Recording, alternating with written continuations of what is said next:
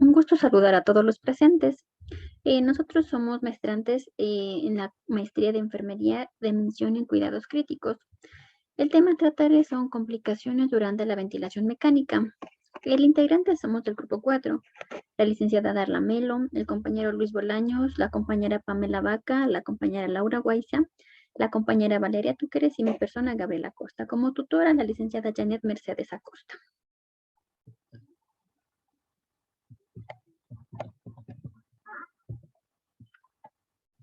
Vamos a hablar sobre las complicaciones. En este caso, la ventilación mecánica no es una técnica curativa. Esta se la va a utilizar como medida de soporte temporal hasta que haya mejoría de la función respiratoria.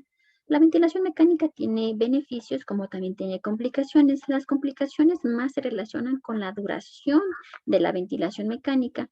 Es por eso que una vez iniciada la ventilación es recomendable retirarla lo antes posible, cuando se evidencie mejoría del paciente. Entre las principales complicaciones durante la ventilación mecánica vamos a tener la lesión pulmonar inducida por el ventilador, la toxicidad por oxígeno, el atrapamiento aéreo, la neumonía asociada al ventilador, las complicaciones no pulmonares durante la ventilación mecánica y los problemas relacionados en sí con la intubación endotraqueal.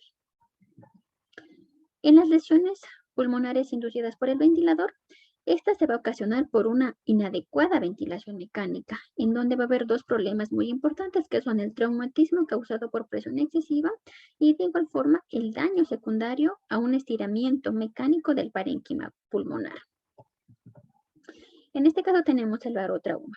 Este barotrauma es un traumatismo pulmonar que está ocasionado por una presión positiva, en donde este va a dar lugar a que se desarrolle o haya aire extraalveolar. Esta se va a dar en forma de enfisema intersticial, neumomediastino, enfisema subcutáneo, neumotórax, neumopericardio, neumoperitoneo y embolia gaseosa sistémica. De todas estas formas, el más importante o el que tiene más complicaciones es el neumotórax, ya que este neumotórax puede desarrollar en neumotórax a tensión y poner o amenazar el riesgo de la vida del paciente. Este barotrauma se va a producir porque hay una sobredistensión y de igual forma hay una ruptura alveolar. Esto se va a dar porque hay una presión excesiva en este caso. ¿Qué factores de riesgo tiene para desarrollarse que haya un barotrauma? Que sea un paciente joven, que haya una enfermedad pulmonar necrotizante, que haya una enfermedad pulmonar heterogénea, un enfisema, una aspiración de contenido gástrico, que haya distrés respiratorio agudo, asma grave, un volumen circulante elevado, un nivel alto de PIB, una presión pico elevada, una presión media alveolar elevada, una retención de secreciones. Entre los principios para evitar el trauma o evitar el barotrauma hay que dar un adecuado tratamiento a la enfermedad subyacente. De igual forma, mantener y controlar una buena higiene bronquial. Debemos haber una disminución del requerimiento ventilatorio. De igual forma, debe haber una reducción de presiones pico y media de la vía aérea. Y hay que limitar el nivel de PIB y el volumen circulante. En la prevención, ¿qué vamos a hacer? Tenemos que minimizar la ventilación minuto. Hay que tener controles o mantener volúmenes circulantes bajos. De igual forma hay que limitar la presión máxima de insuflación. Hay que disminuir la relación inspiración-expiración, reducir la obstrucción bronquial, normalizar la distensibilidad pulmonar, mejorar la distensibilidad de la pared torácica y de igual forma hay que tener un modo soporte ventilatorio parcial. En cambio, en la lesión pulmonar inducida por estiramiento, este se va a asemejar a un síndrome de distrés respiratorio agudo, en donde este se va a producir más en pacientes que hayan tenido ya pulmones ya lesionados, que hayan recibido soporte ventilatorio mecánico de forma inadecuada. Se va a producir en tres aspectos o tres problemas. Puede haber lo que es bolotrauma, excesivo aporte de volumen circulante, atelectrauma, que es la apertura y cierre alveolar de forma cíclica, y el biotrauma, en donde ya hay efectos mediadores de inflamación, puede ser a nivel pulmonar o a nivel sistémico. En el bolotrauma, este bolotrauma se va a dar porque hay una sobredistensión de una área pulmonar local, en donde va a haber un volumen circulante elevado. Se va a producir esta sobredistensión, va a causar que haya lesión alveolar aguda y lo que va a desarrollar es un edema pulmonar porque va a haber un incremento de la permeabilidad de la membrana alveolocapilar. ¿Qué tenemos que hacer? Una estrategia protectora pulmonar, en donde haya la aplicación de volumen circulante bajo de 6 ml por kilo de peso, para que los efectos sean bajos. En el atelectrauma, en cambio, es el reclutamiento y desreclutamiento de unidades pulmonares inestables en cada ciclo ventilatorio. Aquí tenemos que utilizar volúmenes bajos inspiratorios. ¿Cómo se va a causar o cómo se va a producir? Porque hay volúmenes bajos inspiratorios, niveles inadecuados de PIB durante la ventilación, especialmente en pacientes con síndrome de distrés respiratorio agudo. ¿Qué tenemos que hacer? Hay que aplicar un nivel adecuado de PIB para que haya un adecuado reclutamiento pulmonar al final de la expiración. En cambio, el biotrauma. Este biotrauma se va a dar por varios factores. Por ejemplo, primero hay una sobredistensión pulmonar. Esto es causado por volúmenes inspiratorios elevados. De igual forma va a haber una apertura y cierre repetitivo de los alveolos con bajos niveles de PIB. Y esto va a producir que haya una respuesta inflamatoria pulmonar, en donde hay liberación de mediadores. Por ejemplo, puede ver lo que son citoquinas y el factor pulmonar necrótico, en donde estas citoquinas van a pasar a la circulación pulmonar y a la circulación sistémica, y de igual forma va a haber una reacción inflamatoria a órganos distantes, lo que va a dar lugar a que haya un fallo multiorgánico.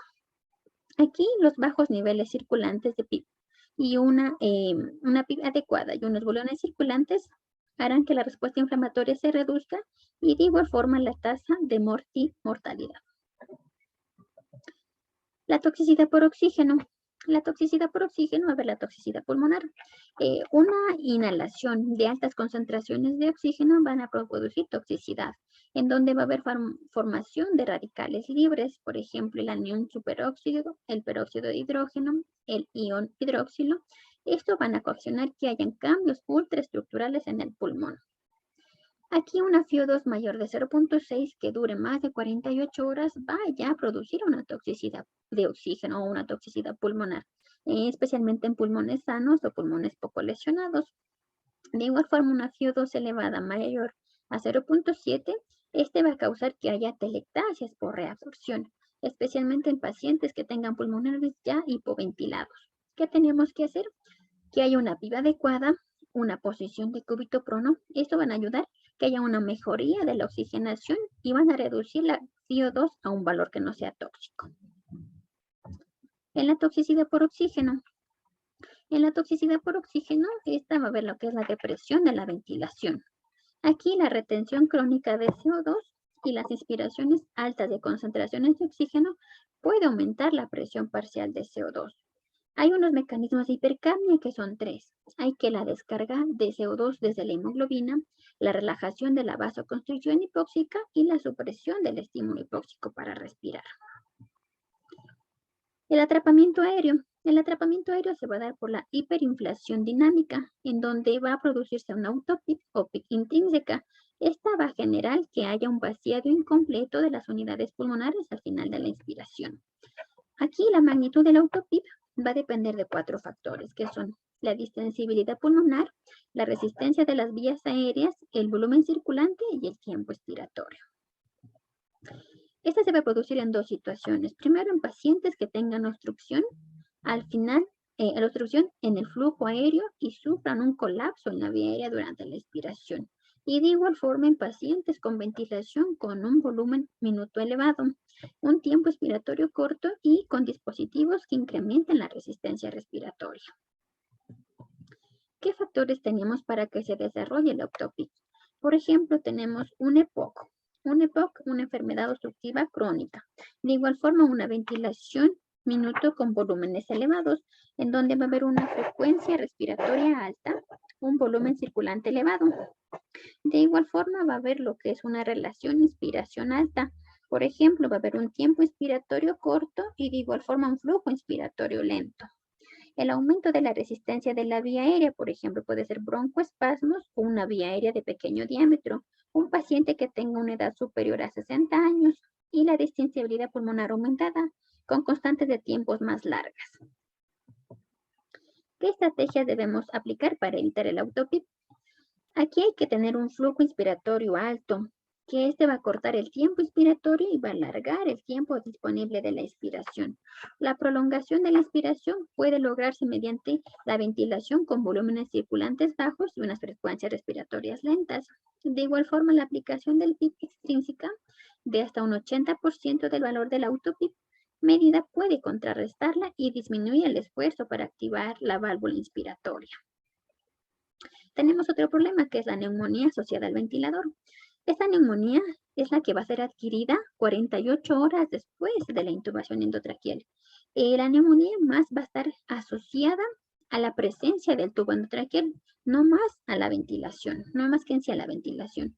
Esta neumonía se va a causar o va a ser producida porque va a haber una microaspiración silente de secreciones subglóticas. Estas van a ser procedentes de la orofaringe que previamente ya están colonizadas. Estos van a pasar a través de los pliegues longitudinales que se forman en el neumotaponamiento del tubo endotraqueal. Esta neumonía más está ligada a la duración de la ventilación mecánica, que puede ser más probable que ocurra después o dentro de las 2 primeras semanas de aplicada la ventilación. Hay 2 tipos de neumonía. Hay la neumonía precoz. Esta va a aparecer dentro de los primeros 4 días de la ventilación mecánica y va a ser producida por microorganismos de origen comunitario sensibles a los antibióticos. En cambio, la neumonía tardía, esta va a ser a partir del 4.º día de soporte ventilatorio y esta está provocada por microorganismos nosocomiales que son resistentes a los antibióticos.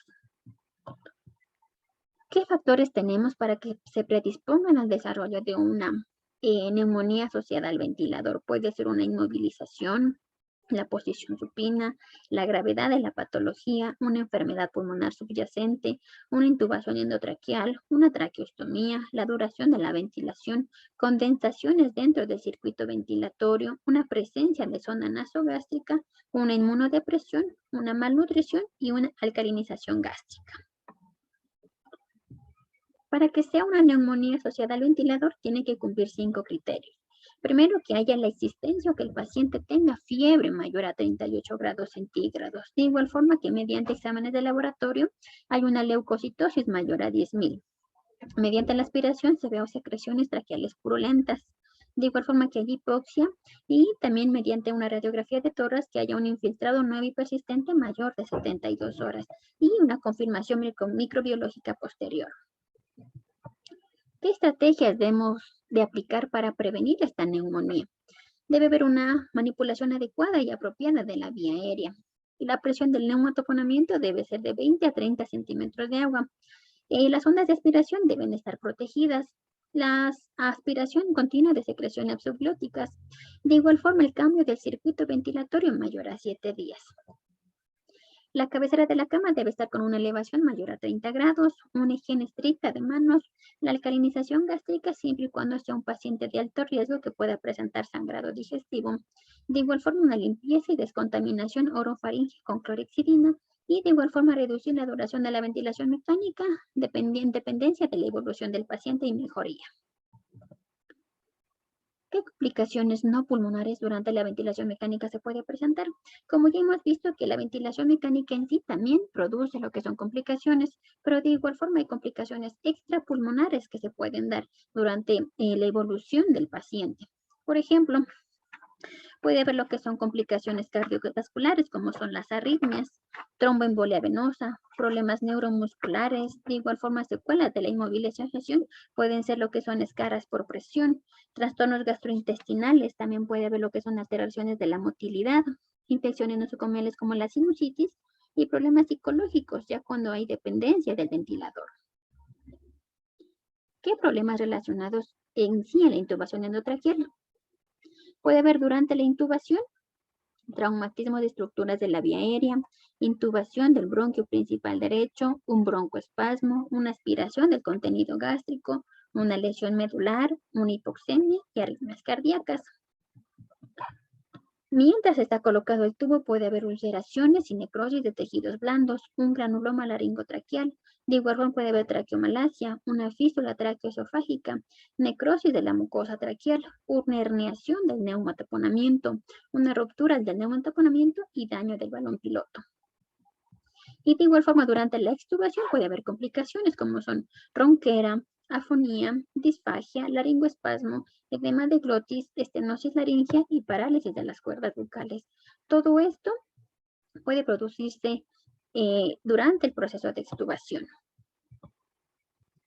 Esperando que sea de su agrado, muchas gracias.